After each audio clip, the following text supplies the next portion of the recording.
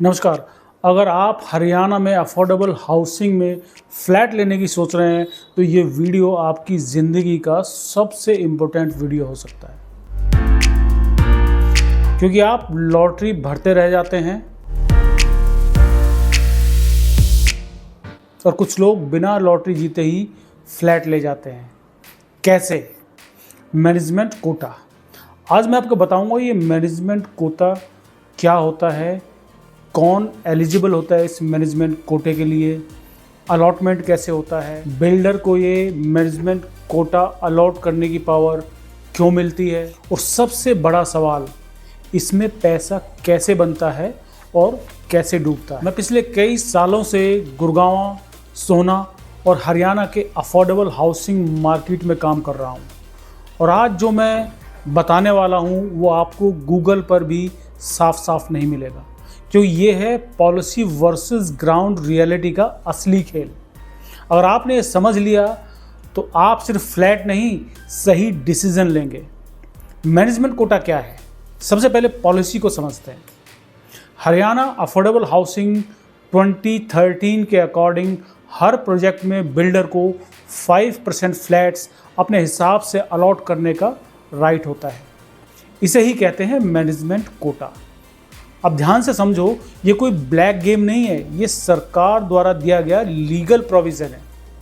लेकिन ये कन्फ्यूजन शुरू से होता है, क्योंकि पॉलिसी कुछ और कहती है और मार्केट कुछ और करती है। अब बात करते हैं एलिजिबिलिटी का मिथ क्या है ये एक्चुअल में। सबसे बड़ा जो मिथ तोड़ने वाला है, लोग सोचते हैं एमक्यू में पैसा दो और फ्लैट ले लो। बिल्कुल गलत है। मैनेजमेंट कोटा में भी वही रूल अप्लाई होते हैं जो कि आपके नाम हरियाणा, दिल्ली या चंडीगढ़ में प्रॉपर्टी नहीं होनी चाहिए, पहली बात। दूसरा, एक फैमिली में एक ही एप्लीकेशन आपको फिल करना है। नेक्स्ट, मल्टीपल फ्लैट्स अलाउड नहीं होते हैं। मतलब साफ है, एमक्यू कोई वीआईपी शॉर्टकट नहीं है, ये सिर्फ एंट्री का अलग गेट है, डेस्टिनेशन वही है, फ्लैट। अलॉटमेंट प्रोसेस क्या होता है, जरा इसको समझते हैं। अब आता है सबसे इंटरेस्टिंग और confusing part. Step by step इसको समझते हैं। पहला, प्रोजेक्ट लॉन्च होता है, फिर एप्लीकेशंस आती हैं, 5% बुकिंग अमाउंट जमा होता है, फिर होता है लकी ड्रॉ। अब यही दिमाग घुमाने वाला ट्विस्ट है। मैनेजमेंट कोटा वाले लोग का क्या होता है, उन लोगों का क्या होता है जो मैनेजमेंट कोटा वाले लोग होते हैं। सबसे पहले बिल्डर अपनी इंटरनल लिस्ट बनाता है, वो लिस्ट अथॉरिटी को सौंपता है, और ये लोग भी ड्रॉ में शामिल होते हैं।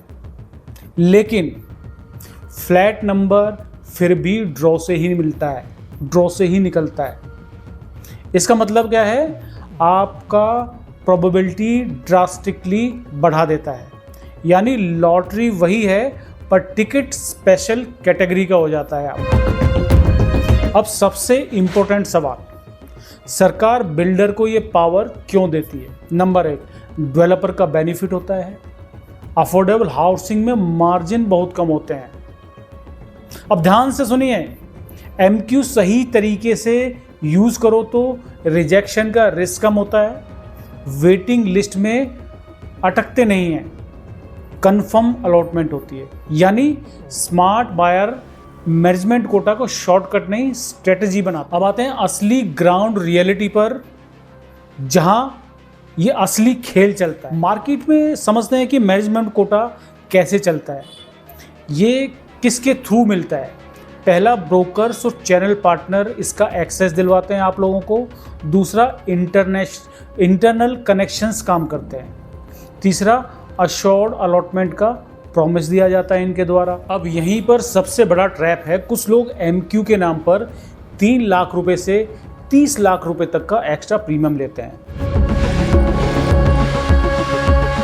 रेट सेम होना चाहिए पॉलिसी के अकॉर्डिंग, प्रोसेस ट्रांसपेरेंट होना चाहिए, नेम ऑफिशियल लिस्ट में शामिल होना चाहिए। याद रखो, मैनेजमेंट कोटा अपॉर्चुनिटी है, लेकिन बिगर नॉलेज के ट्रैप। अब फाइनल डिसीजन क्या होना चाहिए, मैनेजमेंट कोटा लेना चाहिए या नहीं लेना चाहिए।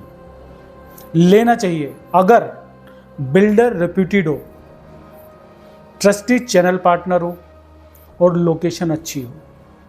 प्रीमियम देने के बाद आसपास की फ्लैट की रीसेल वैल्यू से 30 से 40% सस्ता होना चाहिए। यानी कि जो आपके फ्लैट की कॉस्ट है प्रीमियम देने के बाद आसपास के आपको रेकी करनी चाहिए, या जो आपका ट्रस्टेड चैनल पार्टनर है आप उससे कंसल्ट कर सकते हैं। वहाँ से 30 से 40% सस्ता होना चाहिए, तभी आपको उस प्रीमियम का, उस फ्लैट का फ़ायदा मिलेगा जब वो पोजीशन पे आए। अगर सही यूज़ किया तो MQ आपको भीड़ से अलग एडवांटेज देता है। अगर गलत यूज़ किया तो आपकी हार्ड अर्न मनी फंस सकती है। अब आप बताइए, आप लॉटरी खेलना चाहते हैं या स्ट्रेटजी से घर लेना चाहते हैं? कमेंट में लिखिए MQ। मैं पर्सनली आपको बताऊंगा कौन से प्रोजेक्ट में रियल मौका है और कहाँ सिर्फ मार्केटिंग का खेल है। अगर ये वीडियो आपको सच में वैल्यूएबल लगी तो लाइक, शेयर, सब्सक्राइब जरूर कर लीजिएगा मेरे चैनल को, क्योंकि यहाँ पर हम बात करते हैं रियल एस्टेट के असली सच की।